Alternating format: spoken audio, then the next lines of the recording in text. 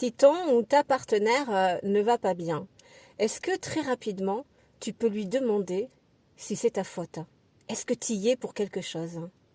Parce qu'effectivement, si tu te reconnais là-dedans, c'est qu'il y a de fortes chances que tu sois dans de la dépendance affective. Et alors, pour le coup, eh bien, dès que l'autre ne va pas bien, tout de suite, voilà, tu peux te dire que j'ai fait quelque chose de mal ou j'ai fait quelque chose qui a déplu. Et alors, le mécanisme de la blessure, hein, le mental, alors là, voilà, va tout remettre en question. Hein, la relation, la confiance dans l'autre, la peur d'être abandonné, que la relation s'arrête, la rupture. Enfin voilà, un processus qui s'active et qu'on a du mal à stopper. Si tu te reconnais là-dedans, c'est qu'effectivement, tu portes certainement cette blessure émotionnelle et c'est vrai que bon, faut pas s'en vouloir parce qu'on fait tout ce qu'on peut et que cette blessure, elle est profondément souffrante. Hein. On a souffert de manque d'amour inconditionnel quand on était enfant. C'était vraiment une blessure très douloureuse et pour le coup, on a tout le temps besoin d'être rassuré. On est dans une insécurité permanente.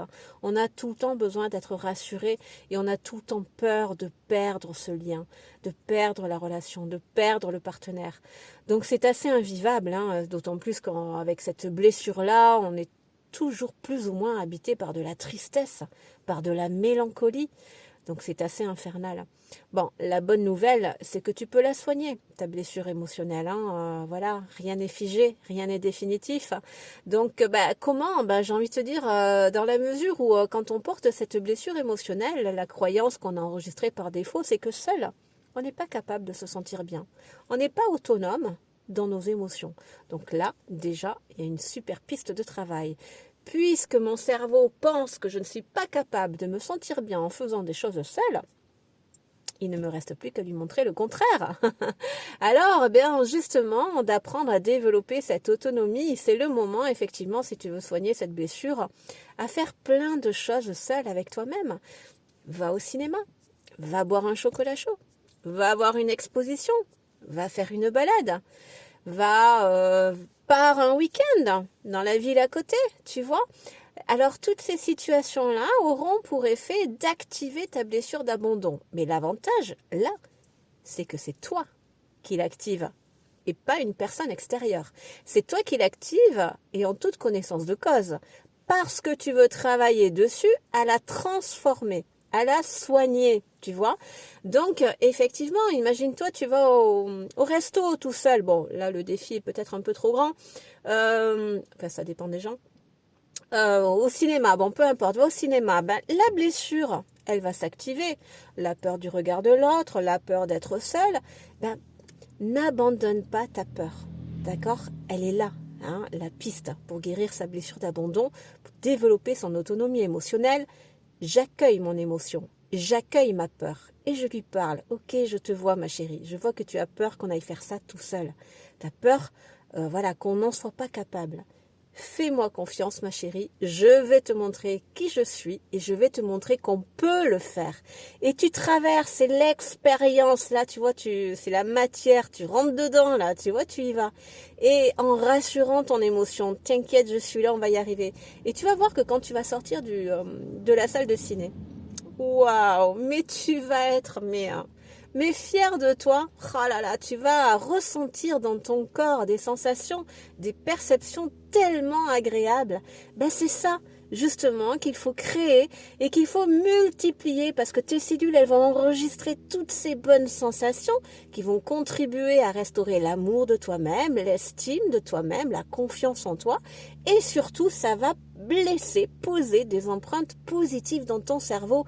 Et c'est bien grâce à ça, hein, en créant, en multipliant, qu'il va pouvoir switcher. Parce qu'au bout d'un moment, il n'aura pas d'autre choix que d'enregistrer. Mais waouh, mais finalement, on y arrive à traverser nos émotions. Tu vois, à les accueillir, ces émotions. Elles qui étaient si effrayantes, si terrifiantes, je n'étais pas autonome de mes émotions et elles n'ont pas été rassurées quand j'étais enfant. Eh bien moi aujourd'hui, je suis présente pour moi-même, je ne m'abandonne pas et j'apprends à les rassurer.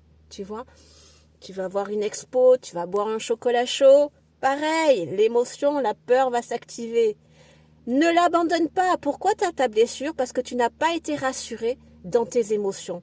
Donc là, tu reproduis des schémas. Mais là, par contre, ton émotion, tu ne l'abandonnes pas. Tu es pour toi-même ton parent aimant et bienveillant et tu viens rassurer ton enfant intérieur, sa peur. Tu lui dis, ne t'inquiète pas, ma chérie, maman ou papa, si tu es un homme, est là et je vais te montrer qu'on est capable de traverser cette situation-là, ces émotions-là, et c'est bien là que tu te transformes. Tu gagnes alors en autonomie émotionnelle, en maturité émotionnelle, en sécurité affective.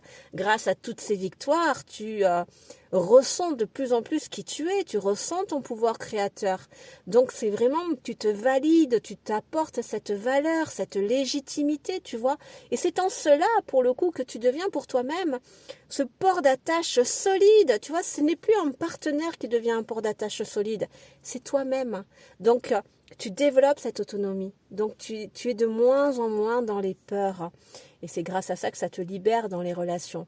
C'est là où de très très belles relations peuvent vraiment se mettre en place parce que je n'ai plus besoin de l'autre pour me rassurer. Je sais me rassurer seule. Donc la pratique de l'autonomie, faire des choses seules, s'accueillir dans ses émotions, ça ce sont vraiment des antidotes essentiels à la guérison de ta blessure émotionnelle de l'abandon. Mais aussi la pratique de l'affirmation, parce qu'il faut vraiment garder à l'esprit que cette blessure-là altère très fortement ton élan d'affirmation. Effectivement, mets-toi à la place de la blessure d'abandon, dire non à quelqu'un, mais ça va pas, non? Prendre le risque qu'elle nous abandonne. Donc elle va t'obliger à dire oui tout le temps, sans cesse. Dire ce que tu penses vraiment, mais ça va pas, non? Aux yeux de la blessure, c'est risque de décevoir, d'être rejeté, abandonné. Donc elle va t'empêcher de t'exprimer. Le problème, c'est que si tu l'écoutes, qui c'est que tu abandonnes en tout premier lieu?